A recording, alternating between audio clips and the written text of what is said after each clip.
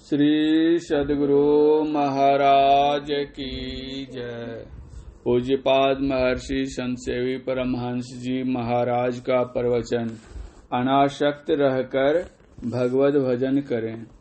आदरणीय साधक वृंद, समादरणीय सज्जन वृंद, समादरणीय माताओं एवं भक्तिमती बहनों, आप लोगों ने सुना अविवेकी के लिए शास्त्र भार है, रागी के लिए ज्ञान भार है, जो आत्मज्ञानी नहीं है उसके लिए शरीर भार है। गोस्वामी जी ने लिखा है, बिनु सत्संग विवेक न होई, राम कृपा बिनु सुलभ न सोई। बिना सत्संग के विवेक नहीं होता। जब तक विवेक नहीं होता, सारा सार का ज्ञान नहीं होता। कर्तव्य निर्णय के बिना अकर्तव्य कर्म भी किए जाते हैं, जिनका परिणाम दुखद होता है। जिन्होंने शास्त्रों को पढ़ा है किंतु उनके अनुकूल आचरण नहीं करते, तो उनके लिए वे भार स्वरूप हैं। मुक्ति को उपनिषद में भगवान श्री राम का उपदेश है, जो कि उन्होंने हनुमान जी को दिया है। अधित्य चतुरो वेदान सर्वशास्त्रान यणेकशः ब्रह्म तत्वं न जनाति दमे पाकरसं यथा। जिसने चारों वेदों और 6 शास्त्रों को पढ़ा हो लेकिन ब्रह्म तत्व नहीं जाना हो, तो पके हुए भोजन के स्वाद को नहीं जानने वाला कलछुल के तुल्य है। जानने का मतलब एक तो अपरोक्ष ज्ञान होता है और दूसरा परोक्ष ज्ञान। पहले परोक्ष ज्ञान होता है, पीछे साधना द्वारा अपरोक्ष ज्ञान होता है। पहले सुनकर जानते हैं और फिर साधना करके उसकी प्रत्यक्षता करते हैं। केवल सुना ही है अथवा अध्ययन ही किया है किंतु उसको आचरण में नहीं लाया है, तो वह ज्ञान भार स्वरूप है।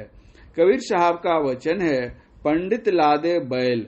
जैसे बैल की पीठ पर बहुत सी ज्ञान की पुस्तकें लदी है, पुस्तकें लदी रहने पर भी वह बैल ज्ञान की बात नहीं बोल सकता है। संत कबीर साहब की दृष्टि में जिसने शास्त्र अध्ययन किया है परंतु तदनुकूल वह आचरण नहीं करता है, तो वह भी बैल के ही समान है। दोनों में अंतर इतना ही है कि एक वह बैल है जो बोलता नहीं है, दूसरा वह बैल है जो बोलता है। जिसने श्रवण किया, अध्ययन किया, मनन किया और उसको आचरण में लाया, वह वस्तुतः पंडित है। इसलिए अविवेकी के लिए शास्त्र भार है। पढ़ लिया किंतु विवेक नहीं, विचार नहीं, व्यवहार नहीं है। बहुत ज्ञान सीख लिया, कहते समय बहुत बातें कहते हैं, लेकिन आचरण में कुछ भी नहीं आता है। रागी के लिए ज्ञान भार है। कहते रहिए, जो तेल घी वाला बर्तन होता है उस पर पानी डालते रहिए, फिसलता जाएगा, पानी उस पर टिकेगा नहीं।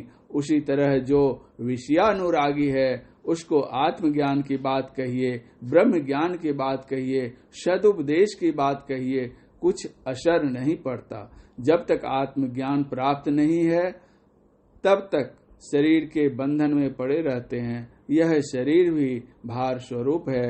आवश्यकता है शास्त्र ज्ञान की, सदग्रंथों के अध्ययन मनन की, उसके आचरण की, यानी साधना करके उसको प्रत्यक्ष करने की।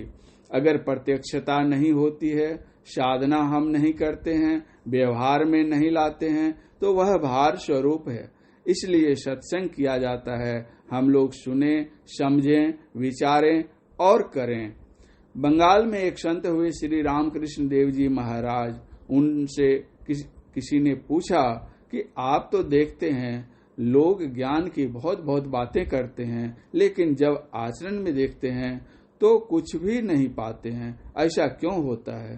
श्री रामकृष्ण परमहंस जी महाराज ने उत्तर दिया, जो वाचक ज्ञानी होते हैं वे ऐसे ही होते हैं। गिद्ध और चील आकाश में बहुत ऊंचाई पर उड़ते हैं, किंतु ऊंचाई पर उड़ते हुए भी उनकी दृष्टि नीचे पड़ी हुई लाशों पर रहती है। उसी तरह जो आचरण में उतारते नहीं हैं, केवल वचन में ही कुशल हैं, उनकी नजर कामिनी कंचन पर रहती है और बात वे बहुत ऊंचाई की करते हैं। मतलब कहने का यह है कि संत वचन पर जोर डाला गया है,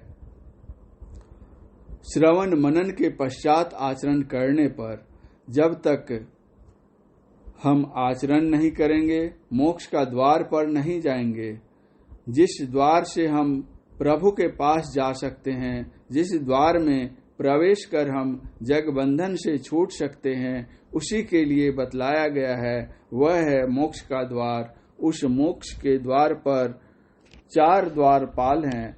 जब तक आप द्वारपाल को राजी नहीं कीजिएगा, वह फाटक नहीं खोलेगा, भीतर आप नहीं जा सकते।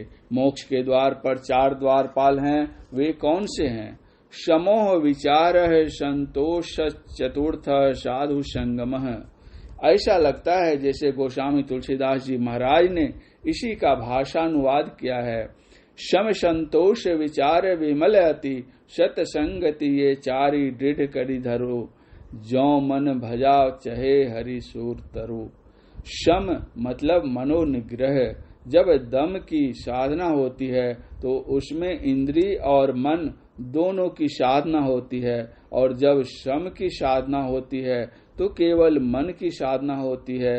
जब हम दृष्टि योग की क्रिया करते हैं तो उसमें शम दम दोनों की साधना होती है, और जब नादानुसंधान की क्रिया करते हैं तो उसमें मनोनिग्रह की साधना होती है, यानी केवल मन की साधना होती है। महोपनिषद कहता है कि अगर आप प्रभु के दरबार में जाना चाहते हैं तो शम की साधना कीजिए।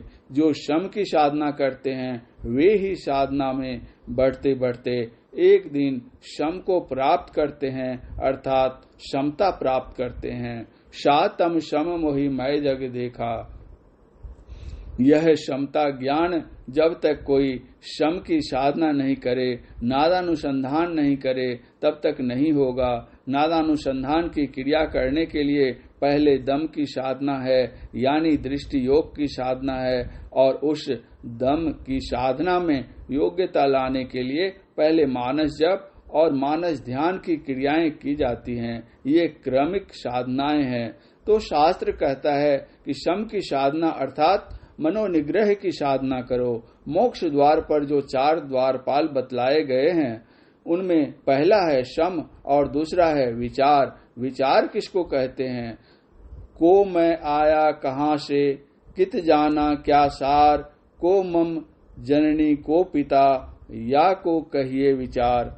हम कौन हैं, कहाँ से आए हैं? संसार में आते तो सब हैं, देखते हैं कि सब के सब आए हुए हैं, लेकिन आए कहाँ से हैं कुछ पता नहीं है। और आए हैं तो शरीर को देखते हैं आए हैं, और शरीर में जो जीव है वह कहाँ से आया है इसका कुछ भी पता नहीं है।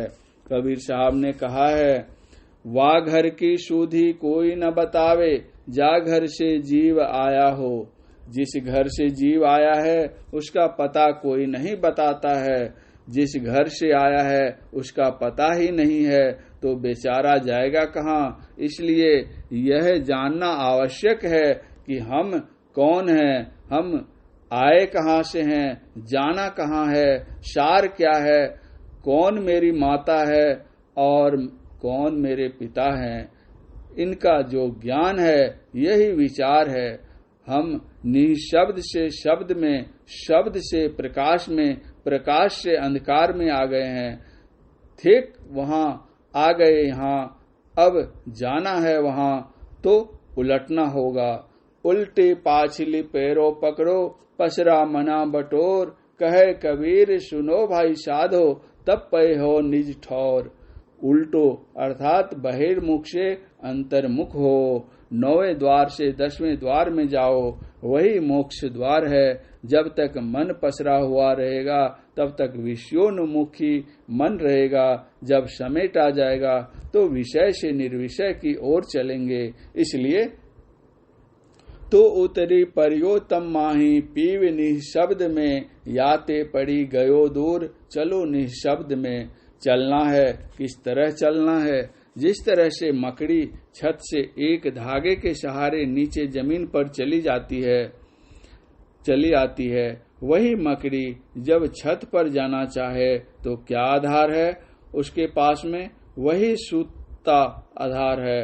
उसी सूते के आधार से चलते चलते मकड़ी छत पर चली जाती है। उसी तरह से शब्द धार पर सवार होकर हम इस संसार में आ गए हैं। अब हमको संसार से पार होना है, तो फिर उसी शब्द धार को आधार बना सर्वाधार तक चले जाएंगे। उस शब्द धार को कहाँ पकड़ेंगे? इसी संदर्भ में संत तुलसी साहब ने कहा है, तिल परमाने लगे कपाटा, मकर तार जह जीव का बाटा, इतना भेद जाने जो कोई, तुलसीदास साध है सोई। उसी मकड़ी की तरह तार को पकड़ना है। वस्तुतः वह तार शब्द धार है।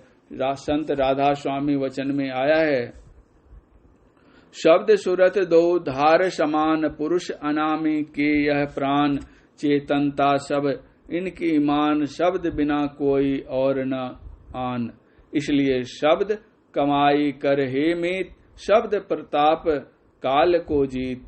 कहने का तात्पर्य यह है कि शब्द साधना ही शम की साधना है। उस शम की साधना करो। जिज्ञासा है कित जाना, उत्तर में निवेदन है जहाँ से आए हैं वहाँ जाना है। सार क्या है? संसार असार है। संसार के पार में सर्वेश्वर सर्वाधार ही सार है। इस संसार सागर को पार कराने के लिए संत सदगुरु की आवश्यकता है। संत राधा स्वामी साहब कहते हैं, भव सागर धारा अगम, खेवटिया गुरुपुर, नौ बनाई शब्द की, चढ़ी बैठे कोई सूर। संसार सागर की अगम धार को पार करने के लिए कुशल मल्लाह चाहिए। इसलिए कहा है खेवटिया गुरुपुर। जो पूरे गुरु हैं, जो कामिल मुर्शिद हैं, वे ही पार करा सकते हैं, दूसरे नहीं। संत तुलसी साहब के वचन में आया है, मुर्शिदे कामिल से मिल, सिद्दक और सबूरी से तकी, जो तुझे देगा फहम शहरग के पाने के लिए। सुषुम्ना में जाने का मार्ग दर्शन वे ही करेंगे। इसीलिए ऐसे गुरु के पास जाओ जो कोई उनकी बताई रीति से चलते हैं, वे ही मोक्ष के द्वार में प्रवेश करके मोक्ष प्राप्त करते हैं। समो विचारः संतोषः, संतोष होना चाहिए। हाय हाय लगे रहने से काम नहीं चलेगा। जितना हो बटोरते जाओ, उसमें आसक्ति होती है और अशांति बढ़ती है। कुछ खर्च भी करो। हमारे गुरु महाराज कहते थे कि भोजन तो सब कोई करते हैं, जितना भोजन करते हैं सब का सब पेट में ही जमा रहे, पखाना नहीं हो तो क्या हालत होगी उसकी? बीमार पड़ेगा, मरेगा वह। पेट में जितना है सब निकल जाए तब भी वह मरेगा। उसी तरह जितना जमा करते हैं सब जमा ही जमा रह जाए तब भी मरोगे। जितना जमा किया सब खर्च हो जाए तब भी मरोगे। बिल्कुल जमा ही नहीं रखो, कुछ खर्च भी करो। क्योंकि राम भगत जग चारि प्रकारा, सुकृति चारि अनग उदारा। भक्त को उदार होना चाहिए। इसीलिए ईसा मसीह ने कहा था कि सुई के छेद से हाथी निकल सकता है, लेकिन कंजूस स्वर्ग नहीं जा सकता है। जिसको आसक्ति रहती है उसको वह भजन में पढ़ने नहीं देती है। हमारे गुरुदेव कहते हैं, अनासक्त जग में रहो भाई, दमन करो इंद्रिन दुखदाई। जो अनासक्त रहेगा वही भगवत भजन कर सकेगा। श्री रामकृष्ण परमहंस देव जी ने कहा, कटहल काटते हो तो हाथ में तेल लगा लेते हो, नहीं तो उसका लस्सा लग जाएगा। उसी तरह भगवत भक्ति से हृदय को तर करके संसार का काम करो तो लस्सा नहीं लगेगा। उदार बनो, कंजूस नहीं बनो, शूम नहीं बनो। जो अपने ही खाने के लिए, अपने ही पहनने के लिए, अपने ही रहने के लिए खर्च नहीं कर सकता है तो दूसरे के लिए वह क्या करेगा? तब वह भजन क्या करेगा? उनकी तो आसक्ति उसी में लगी हुई रहती है। इसलिए संतोष धारण करो। सत्य असत्य का विचार करके जो सत्य है उसको ग्रहण करो, जो सत्य है, जो असत्य है उसका त्याग करो। यह संसार है, इसमें सार असार दोनों है। जिस तरह से दूध और पानी मिले हुए रहते हैं तो हंस नीर छोड़कर क्षीर ग्रहण करता है, उसी तरह विचारवान असार त्यागी और सार ग्राही होते हैं।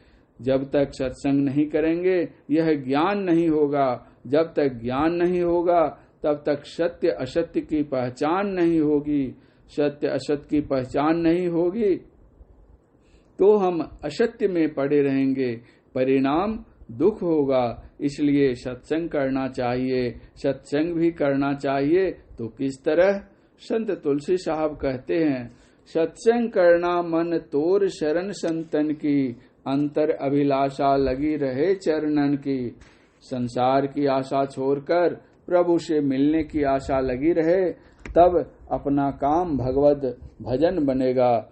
वास्तविक बात तो यह है कि सूक्ष्म मार्ग ही मोक्ष द्वार है, जिसको ईसा मसीह ने सकेत फाटक, संत कबीर साहब ने झीना मार्ग, गुरु नानक देव जी ने खन्नी अहो तीखी बालहु निकी और हमारे परम पूज्य गुरुदेव ने बाल नोक से में ही दर में ही कहा है। उस मार्ग में प्रवेश करने के लिए आशा निराशा का परित्याग करना ही पड़ेगा। योग हृदय केंद्र बिंदु में युग दृष्टियों को जोड़ीकर मन मानसों को मोरी, सब आशा निराशा छोड़ी कर कहने का सार यह है कि संतों और सदग्रंथों के विचार साकार को साकार करने पर ही मोक्ष द्वार में प्रवेश कर सकते हैं, और वे हैं सम, संतोष, सत्संग और सद्विचार। परम पूज्य महर्षि संतसेवी परमहंस जी महाराज का यह प्रवचन मास ध्यान शिविर महर्षि में ही आश्रम कुप्पाघाट भागलपुर स्थित सत्संग हॉल में दिनांक 19/11/1995 ईस्वी को अपराह्न कालीन सत्संग में हुआ था। श्री सद्गुरु महाराज की जय।